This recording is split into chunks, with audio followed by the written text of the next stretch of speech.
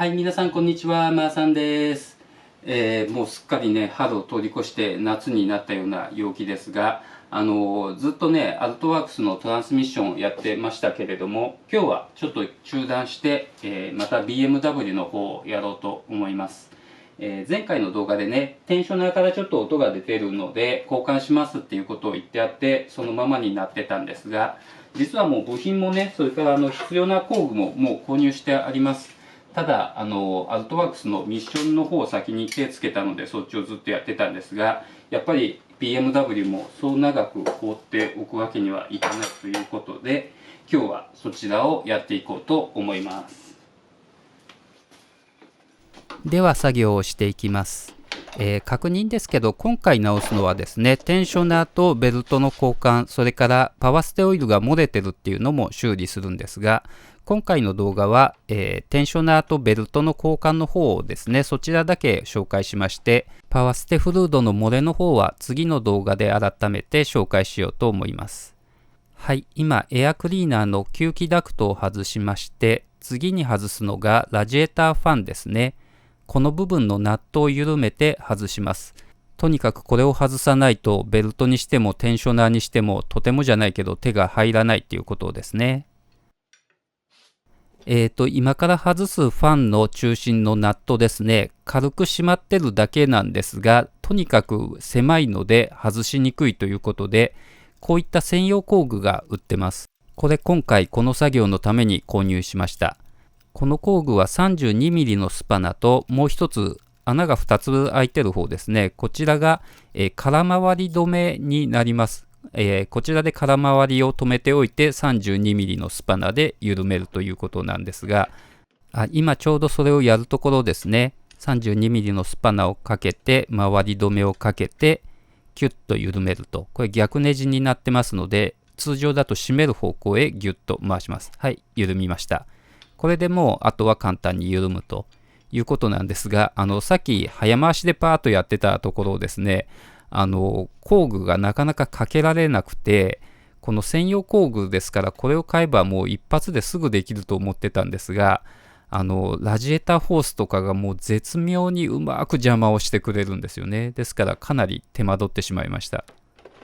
はい、外れましたね。こうしてファンを外しておいて、ファンの周りの、シュラウドっていうんですかね。これもガバッと外してしまうと、エンジンの前側、ベルトのあるあたりが、丸見えになるということです。はい、外れました。偉そうに解説してますけど、マーさんはこの FR 社のラジエーターファンですね。これを外すのは初めてです。FF はもちろんですけど、FR でももうラジエーターファンは電動になってる場合が多いですからね。はい、ということで、ベルト部分がこのように丸見えになりました。ちょっと何が何だかよくわかんないと思いますが、こんな感じになっておりまして、赤い文字が今回交換するパーツです。それとあとベルトですね。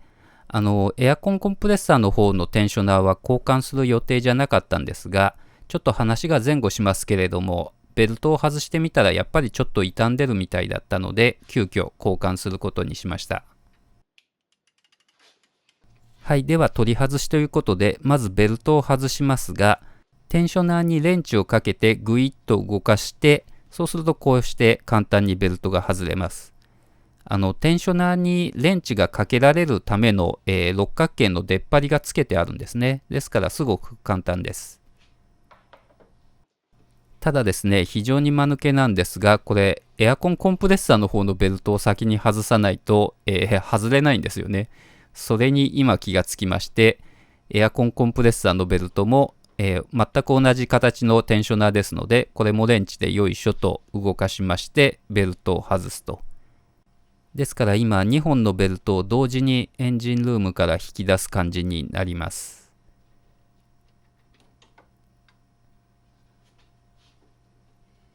はい、1本。もう1本。こんな感じですね。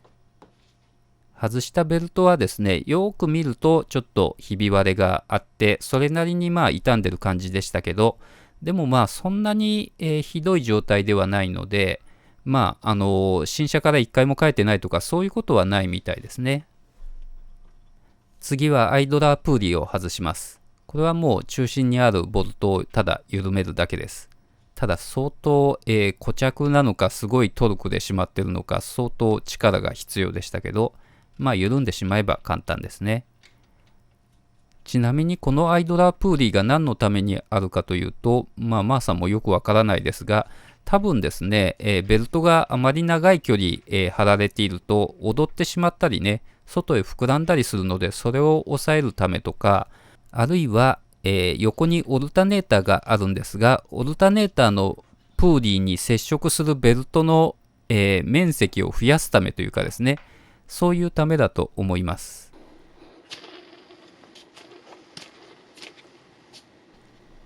こんな感じでですね、アイドラープーリーのベアリングもそれなりにちょっと悪くなってるみたいでした。次は本命のテンショナーを外しますが、これ2本のボルトで止まってるだけなので意外と簡単に外せます。もうラジエーターファン外したら作業スペースも十分ありますし、この辺は本当全然問題ないですね。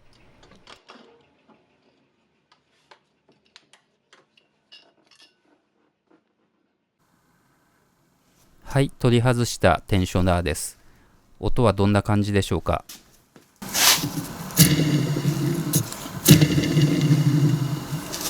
はい、もう全然ダメですね。即交換です。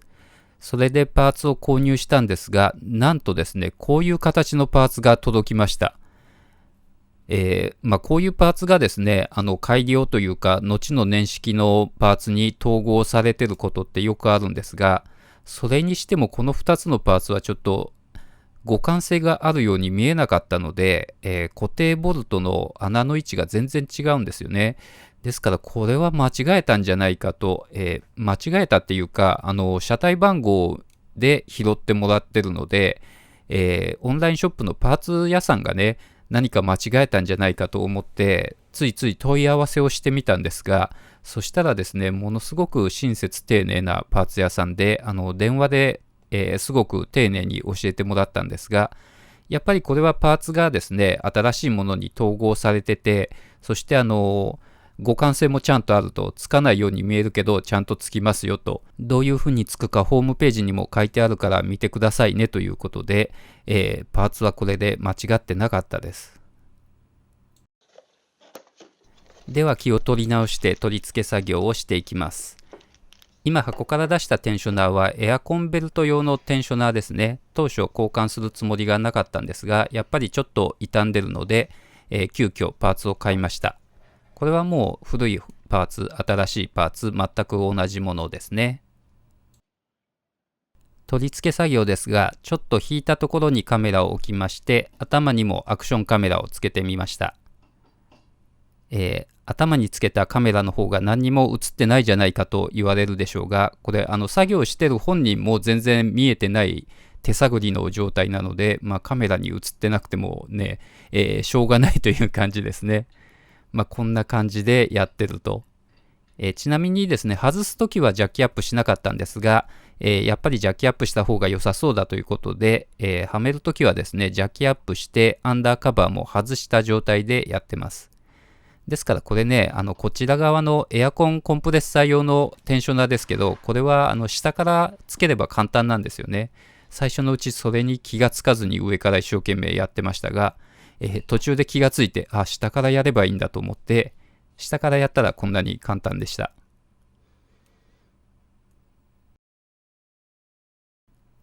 この頭につけるカメラ久しぶりにやってみたんですが、今回は結構うまく撮れてますね。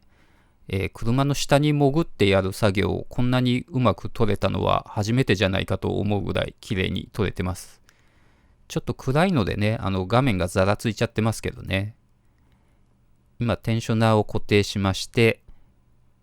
そしてベルトをかけるんですが、長い方のベルトも先に中に入れておいて、それからエアコンのベルトをかけると。そうしないと長い方のベルトが後からは入らないですからね。そしてこの新しいテンショナーなんですが、ベルトが緩む方向に動いた状態でピンで固定されてまして、ですから簡単にベルトをかけられます。ベルトをスッスッとかけた後、ちょっとレンチで動かしてこのピンを抜くと、こうしてベルトを貼ることができると。これ非常に簡単でした。ちゃんとベルトがはまるところにはまってるか、下から確認して起き上がって上からもよく見て確認しておきます。次は本命の方のテンショナー、油圧テンショナーに変更されてるやつですね。本当につくのかよと思いましたが、ちゃんと取り付けできました。これも形はちょっと複雑ですけれども、結局2本のボルトで固定するだけなんですね。もうそのボルトを締めてますけれども、取り付けできた状態がこんな感じになってます。ずっとカメラが下がって、これですね。これが今取り付けた油圧式のテンショナーです。ただこれまだプーリーがついてなくて、今からプーリーをつけます。先にプーリーをつけちゃうとですね、このテンショナー自体を固定するボルトが、工具が入らなくなっちゃうんですね。はい、新ピンのプーリーをちゃちゃっと取り付けまして、そしてこのプーリーの取り付けボルトが大きなトルクスになってるんですが、そのトルクスにレンチをかけておいて、そしてグイッと動かすとテンショナーが、ベルトが緩む方向にテンショナーが動くと。そういう仕組みです。プーリーのボルトにレンチをかけてグイッと動いてますね。こんな風にテンショナーを動かしてベルトをかけると。はい、かかりました。ベルトが正しい場所にちゃんと収まってるか最後確認して、これで取り付けは完了です。はい、こんな感じになりました。油圧式テンショナーかっこいいですね。オーナーにしかわからないかっこよさというかね、でもオーナーとしてはこういうちょっとしたパーツでもバージョンアップするとすごく気分がいいですよね。ベルトが間違いなくかかってるか確認するためにちょっとクランクを回してみました。あとラジエーターファンを元に戻したりもするんですが、作業としてはですね、パワーステフルードの漏れの方をこの後やったので、今回の動画としてはここまでにしておきます。ファンを元に戻してエンジンをかけるのは次の動画までお預けということですね。最後に費用なんですけど、こんな感じになりました。BMW のパーツ高いよねってよく言われまして、確かにテンショナー変えるだけでこれだけかかるっていうのは高いといえば高いですが、交換するパーツの、作りから見ればね、そんな不当に高いっていう感じではないんですが、どうなんでしょう。この辺は人によってもね、意見が違うかもしれません。はい、ということで今回はここまでです。今回もマーさんの動画をご視聴いただいてありがとうございました。